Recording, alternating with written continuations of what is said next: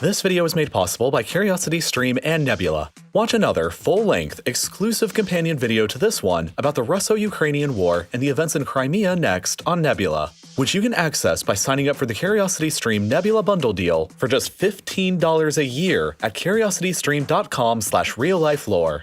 For hundreds of years now, the Russian civilization and state has always struggled with three major geographic nerfs to their playstyle. Most of their land is a completely inhospitable frozen wasteland, which limits their development. Most of their coastline is covered with ice for a majority of the year, which limits their access to the world's oceans. And their borders to the west are on a huge open field that's easy to move soldiers across on either side, which makes them particularly susceptible to invasions coming from the west in Europe. These nerfs are probably going to become lifted. This is how climate change will likely transform Russia once again into a global superpower. For the vast majority of countries in the world, climate change is going to be an absolute disaster by the end of the century. If you draw a line across the planet along the northern borders of the United States and Canada, just about every place south will be a significant loser by the end of the century. This is because human productivity has been found to be at its highest, somewhere between an average annual temperature of 11 and 15 degrees Celsius.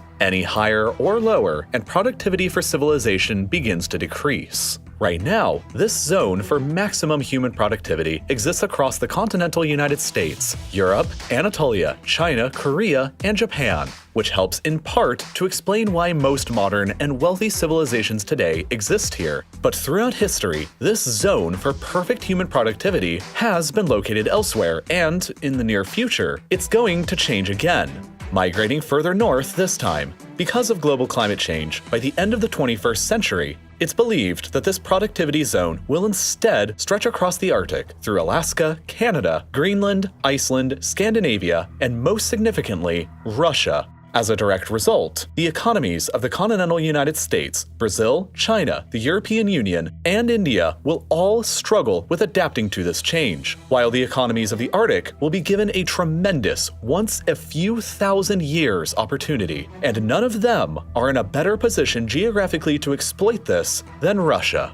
Russia controls by far the largest amount of territory in the Arctic. 53% of the Arctic Ocean's coastline is Russia, and more than half of the Arctic's population lives in Russia. Much of this is taken up by Siberia, Russia's massive and infamously cold Asian territory that accounts for the vast majority of Russia's total land area and roughly 9% of the entire Earth's land area. The average yearly temperature across this region today is just 0.5 degrees Celsius and includes the coldest permanently inhabited place on the planet here at Oymyakon, where winter temperatures can plunge to as low as -71 degrees Celsius, well below the perfect productivity zone temperatures. Largely because of this, Siberia has been underinhabited for centuries. Only 33 million people live here today, only 1/5 of Russia's total population, and less than the population of Morocco. But Siberia and Russia's north is insanely rich in natural resources and potential. Perhaps even the greatest concentration of resources found anywhere in the world, and the warming climate zone creeping north is presenting Russia with a never-before possible opportunity to exploit it. It's estimated that there may exist up to $2 trillion worth of completely untapped mineral resources in the Russian Arctic in the form of rare earth elements, zinc, iron ore, silver, nickel, copper, coal, gold, uranium, diamonds, and much more. As global technology has increased, many of these minerals have become the key components for most of our devices, from smartphones and computers to everyday appliances and missiles. As Siberia warms and the demand increases, Russia will be increasingly capable of mining more and more of these resources. But their value is completely eclipsed by the next most valuable resource that'll be found here: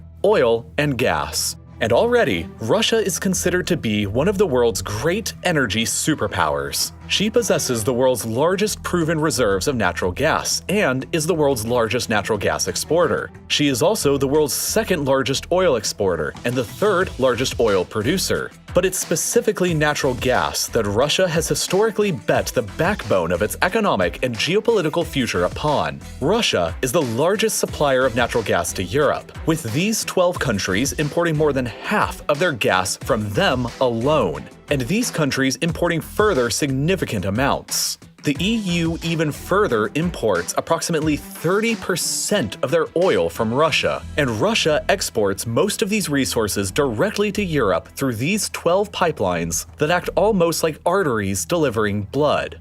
And most of the gas that flows through these arteries originates in Russia's Arctic, with 85% of it coming from northern West Siberia. Russia's fantastic geographic position enables it to simultaneously supply natural gas directly to both Europe and Asia, which gives it substantial geopolitical pressure to utilize on both continents. The natural gas fields here in western Siberia are believed to be the largest found anywhere on the planet and remain largely unexploited today. With tens of trillions of cubic meters of natural gas, however, the Russians can potentially supply enough energy to power the entire European continent with for decades if ever fully developed, and the warming climate will substantially improve Russia's capability to do so.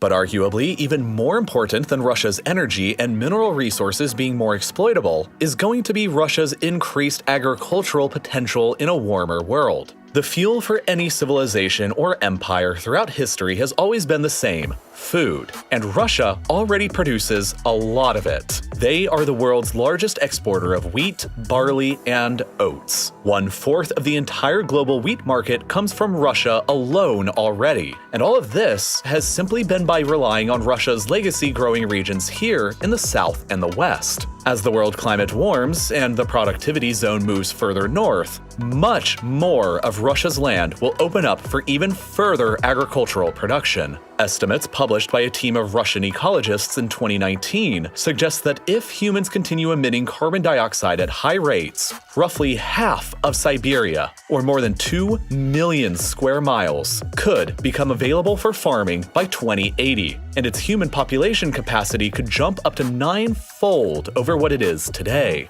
And once again, Siberia and Russia may potentially exist in the perfect geographic location for the future at the very top of Asia, the world's most populous continent and the one that will end up having the highest amount of climate refugees fleeing from places further south. If they are willing to in the future, Russia will be in the best position in the entire world to accept millions of climate refugees from the rest of Asia, who could be easily used to settle and populate the vast and currently empty Siberian frontier and transform it into perhaps the world's greatest economic juggernaut of the late 21st century and the early 22nd. And Russia's own current population is also not as susceptible to the effects of climate change as most other countries are going to be. For example, most of the United States' large cities are all located on the coast and are going to be susceptible to the effects of rising sea levels, which, over decades, will probably end up displacing millions of Americans and cost trillions of dollars. Meanwhile, Russia has very few large cities that will be vulnerable to this. Of the top 30 largest cities within Russia, only 3 of them are located on seas: St. Petersburg, Vladivostok, and Makhachkala. The other 27 are all located further inland, including the capital and biggest city, Moscow, which is over 600 kilometers away from any oceanic body of water. Thus, Russia is going to naturally become the most resilient major country in the world to rising sea levels as well. And much of that has been because of Russia's history. Despite having the 4th longest coastline in the world that's over 50% longer than the coast of the United States, Russia has effectively been landlocked and isolated from the world's oceans for most of her history because most of this long coastline is covered in ice for at least a few months out of the year during the winter. Russia's only continuous ice-free ports year-round are today found in Kaliningrad on the Baltic a few on the Black Sea, and Murmansk up in the north. Until the development of modern icebreaker ships, this meant that, especially during the winter, Russia was always largely landlocked, and even today, Russia only possesses a fleet of 31 icebreakers that can only do so much in so many places. This ice lock curse has prevented Russia from accessing the global oceans and all the benefits that come with it, like trade and power projection, for centuries. But the climate change buff that's coming to Russia this century is all set to finally lift this long historical curse for them once and for all as well. Because the sea ice of the Arctic is beginning to melt, and fast. Historically, the Arctic Ocean at the top of our planet is permanently covered in a layer of sea ice even throughout the summer months, because it's just so cold up there. In 1979, the level of sea ice in the summer looked just like this. But in the summer of 2012, scientists recorded that the extent of the sea ice coverage here shrank down to just this piddly amount, the lowest ever since records began. And in 2019, it was down to this amount, the second lowest recording ever taken. It's been found using this data that Arctic sea ice is decreasing at an alarming rate of nearly 13% per year, and given that trajectory, the Arctic will probably be almost entirely ice-free during most late summers as soon as the 2030s next decade. And once again, this will be a huge boon for Russia because of this, the Northern Sea Route, or NSR. Currently, if a cargo ship wants to transport goods between the busiest port of Asia, Shanghai, and the busiest port of Europe, Rotterdam, the quickest and most efficient way possible is along this route that flows through the Suez Canal and into the Mediterranean, through the Strait of Gibraltar, and across the English Channel. This route is 18,000 kilometers long, and it takes roughly 37 days of travel time to transit. However, ships traveling along the NSR between Shanghai and Rotterdam would only have to end up traveling 10,500 kilometers and would only take 22 days of transit time to get there, saving a distance of 7,500 kilometers and 15 days of travel time over the Suez Canal route. Most of the shipping that goes through the Suez today is trade between China and Europe. So this dramatic decrease in time would save Chinese companies billions of dollars in shipping costs, would render the Suez Canal largely defunct, and reroute nearly all of its traffic along the NSR instead, which is conveniently located entirely within the Russian exclusive economic zone, which means that Russia will stand to profit immensely off of it through transit fees, the same way that Egypt is profiting off of the Suez Canal right now. The only problem is that currently, the NSR is still almost entirely covered in ice for most of the year and requires specialty icebreaker ships to plow through, which is costly and not very economical. But next decade, as the Arctic Ocean sea ice begins to completely disappear in the summer months, this will change and Russia is going to eat Egypt's lunch. China has already seen the writing on the wall and has invested over $200 billion into Russia's Arctic ambitions, which include developing the NSR into a feasible and usable maritime trade route. The NSR is bringing Russia and China together in a natural alliance, since it means both incredible savings for China and increased revenue and geopolitical influence for Russia. But it goes far beyond just trade. The melting of the Arctic sea ice provides another golden opportunity for Russia and China in the form of submarine, high-speed fiber optic cables. This is a world map displaying the location of every marine internet cable in the world currently. This is literally the internet's and largely the world's nervous system, as these cables make up 95% of all the data and voice traffic between the Earth's continents. You will, however, notice an absence in any direct cables between Europe and Asia, which has always meant that data and voice traffic between these continents have been slow when compared to other continents. The melting of the Arctic sea ice will, however, change this reality forever. Russia, with the assistance of China, intends on laying cables in northern Siberia that will finally bridge the digital gap between Europe and Asia, and even further cementing their geopolitical influence on both continents. On nearly all counts, Russia comes out dramatically ahead in the face of climate change. The They'll have a dramatically higher capacity for agriculture. They'll be able to sustain a higher population. They'll have access to dramatically more resources in the forms of oil, gas, and natural minerals. They won't need to divert nearly as much money to rise in sea level mitigation, since most of their major cities are located far away from the sea. And perhaps most importantly, their entire coastline will finally be unlocked and usable after centuries of being useless, which will provide them with enormous access to the new warmer world's oceans and new locations to construct their ports upon. Just before Peter the Great's death in 1725, he allegedly made a statement for all of his future successors to Russia: "You must always expand towards the Baltic and the Black Sea." These were Peter the Great's primary foreign policy objectives while he was still alive, and to their credit, nearly every Russian ruler ever since has largely followed his guidance up until the modern day, including in 2014, when the Russian army invaded Ukraine and annexed the Crimean Peninsula on the Black Sea. I remember when all of this happened 7 years ago now, when I was still in college before I ever even started RealLifeLore, and I knew even then that one day I wanted to create a video detailing and chronicling all of these insane events that I was watching.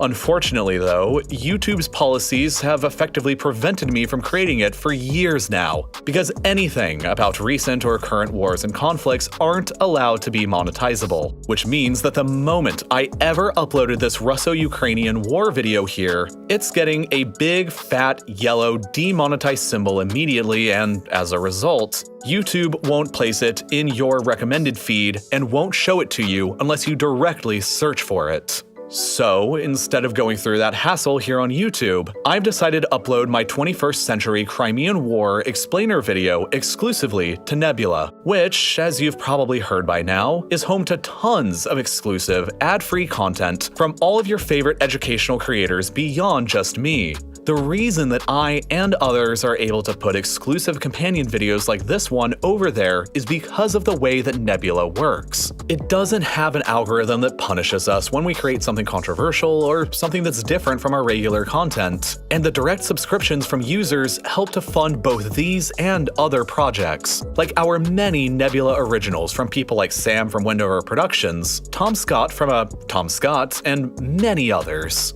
So if you're interested in watching all of this awesome exclusive content, plus supporting loads of independent educational creators at the same time, the easiest and cheapest way to sign up right now is by using the CuriosityStream Nebula bundle deal. All you gotta do is go to curiositystream.com/realliflore and sign up for any subscription they have. But I'd suggest the yearly one since it's less than $15 a year, and then you have access to both streaming sites. And CuriosityStream itself has fantastic stuff too, like Hidden Russia, a fantastic geographic documentary that'll take you on a complete tour across every region and biome that the biggest country on Earth has to offer. Or Empire of the Tsars, a 3-part history documentary chronicling the rise and fall of the Romanov dynasty within the Russian Empire between the 17th and 20th centuries. All told, CuriosityStream is awesome thanks to their seemingly endless library of top-quality stuff, while Nebula is great thanks to its exclusive, early, and ad-free videos from the educational creators you already know and love. CuriosityStream and Nebula together, though, are even better because it's less than $15 a year for both when you go to curiositystream.com/realliflore or by clicking the link down in the description.